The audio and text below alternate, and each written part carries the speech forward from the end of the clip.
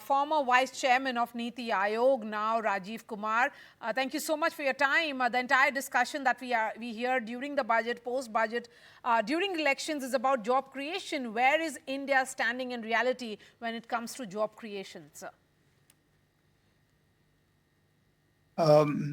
India has generated a large number of jobs in the last 2 years, but we need to generate much more to clear the backlog that has been created over the several years. So the situation is that the situation is that while things have improved, and as the periodic labor force survey tells us that the unemployment rate has gone down. This unemployment rate has gone down. One, as I said, because a large number of jobs have been created in the last 2 years, but also because the number of so-called self-employed has shot up quite a lot. And very often self-employed is a euphemism for being underemployed. And the second thing is that unless we now focus very sharply on the informal sector, on the unorganized sector, which is which is very large, which is about 80% of our employment is there, and on labor-intensive sectors, especially exports, we will fall behind the requirement of job creation.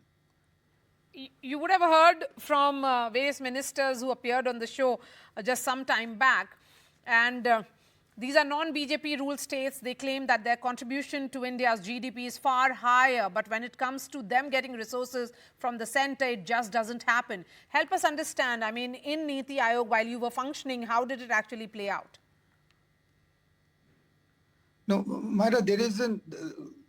One, it's quite clear that the south and the southern and the western states of India are contributing significantly more to the GDP, its growth, than the north and the eastern states.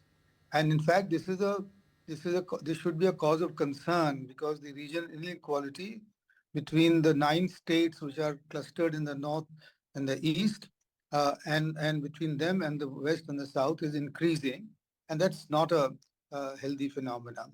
But to say that they are discriminated against for the resources, I think is not correct, because if it refers to the devolution of tax revenues from the center, which is often a complaint, that follows a Gatgill formula, long-standing formula, whereby so far the attempt is to provide resources to back states which have lagged behind, so that there can be a convergence. Because if the states which are already doing better, if they were given resources proportionate to their contribution to the GDP or their share in GDP, then the inequality will rise even more and get highly exacerbated. So I think there is this complaint about discrimination is something that I don't concur with, and and I think we need to. The only thing that I need to add is that yes, there could be some provision for, as it were, rewarding success. Now, what that formula would be has to be worked out carefully by the Finance Commission, which is now organized and will submit its report in a year's time. Okay, my last question. Since Niti Aayog was created in 2014, it's an idea of Prime Minister Modi. And before that, there was Planning Commission. But the chart certainly is that the non-BJP ruled states continue to feel discriminated on policy lines and also on devolution of taxes. How can that be fixed? No, I disagree with that, because having been in Niti Aayog for 5 years and having worked with practically all the chief ministers, I am sure, and I can assure you, that there is no policy-based discrimination of any kind, because in effect there cannot be, except for some demands for special states, etc., which are the case for which was not very effectively made and things like that. But so there is no policy-based discrimination. All schemes of the government of India, whether it's the aspirational districts program or it's the whatever else, run on a basis of non-discrimination. What's the positive word for it? That on the basis of equal treatment to all. The only thing that is often, as often comes up, as I mentioned before, is that they contribute 10% to the tax kitty of the government of India, but they only get N upon some, a fraction of N back in the terms of, the resource devolution.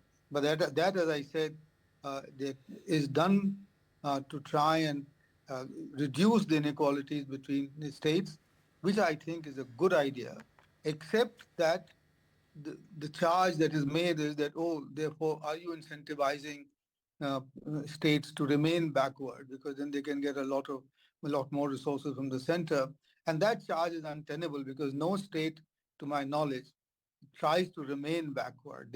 But there are their circumstances, their geographies, their talent pool, their entrepreneurial pool, etc., which prevents them to grow as fast as they would want to and as they should to get a convergence across the country.